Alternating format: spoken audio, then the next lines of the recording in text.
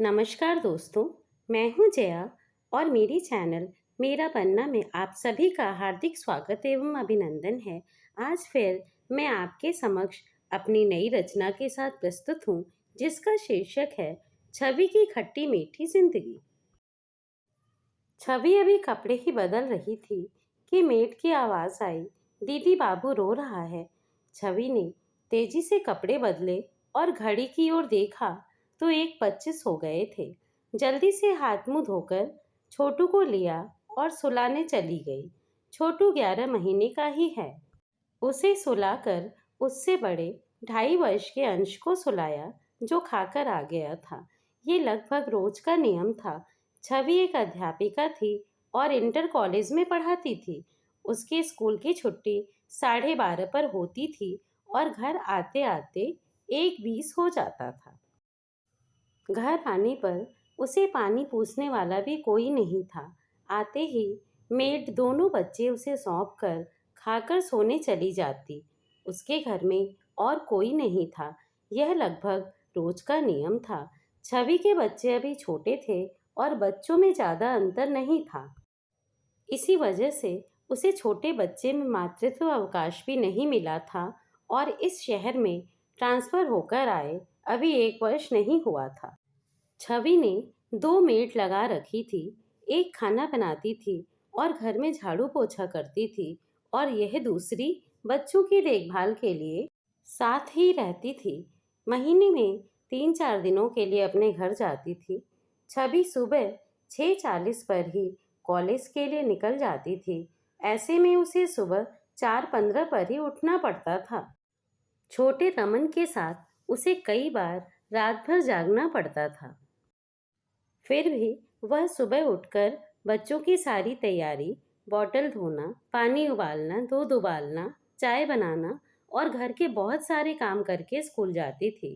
तैयार भी वह मुश्किल से हो पाती थी।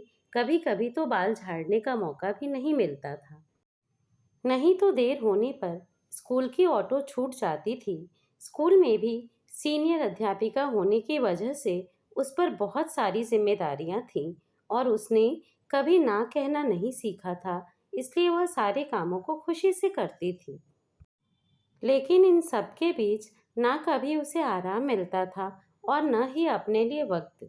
साथ ही किसी भी मेड के छुट्टी जाने पर उसके हिस्से का काम भी करना पड़ता था। बच्चों के खाने पीने की चीज़ें वह स्वयं बनाती थी। साथ ही घर के सभी बाजार के काम और बच्चों के ज़रूरी सामान भी उसे खुद ही लाने पड़ते थे। ऐसे में शाम का वक्त भी तेजी से खत्म हो जाता था और बच्चों के बीमार पड़ने पर तो वह एकदम थक जाती थी। रात में कभी मेड को डर के मारे नहीं जगाती थी कि यदि मेड काम छोड़ देगी तो वह नौकरी कैसे करेगी। कभी कभी छवि को लगता था कि वह एक मशीन बनकर रह गई है। बचपन से ही उसे कहानियाँ, उपन्यास पढ़ने का बहुत शौक था और हर कहानी में जो रामू काका या दाई माँ होती थी, वह बड़े वफादार और कर्तव्यपरायण होते थे और मालकिन के प्रति समर्पित और सारी उम्र साथ रहने वाले होते थे। छवि के मन में भी काम करने वालों की ऐसी ही छवि थी, परंतु उसका स्वयं का अनुभव बिल्कुल विपरीत था। कभी कभी छवि सोचती कि उसने अपनी मदद के लिए मेड रखी है या मेड के आराम के लिए उसे रखा है। रात भर की जगी छवि थककर स्कूल से लौटकर आने के बाद भी कभी लेट तक नहीं पाती थी।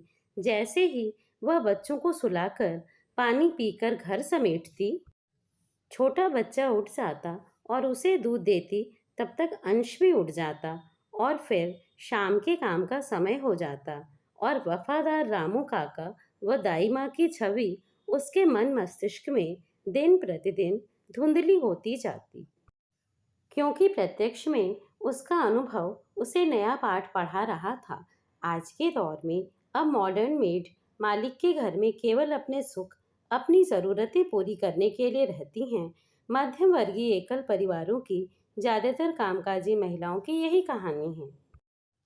और अब छवि भी समझ चुकी है कि उसे अभी 5-7 साल और इस तरह के समझौते करने हैं और सारी समस्याओं के साथ तालमेल बैठाते हुए नौकरी करनी है। यही सुखी जीवन का समाधान है। तो दोस्तों, यह थी छवि की खट्टी मीठी जिंदगी की कहानी। दोस्तों, आपको कभी इस तरह का अनुभव हुआ हो तो अपना अनुभव कमेंट में शेयर कीजिएगा। और आपके पास यदि छवि की समस्या हेतु कोई सुझाव है तो स्वागत है।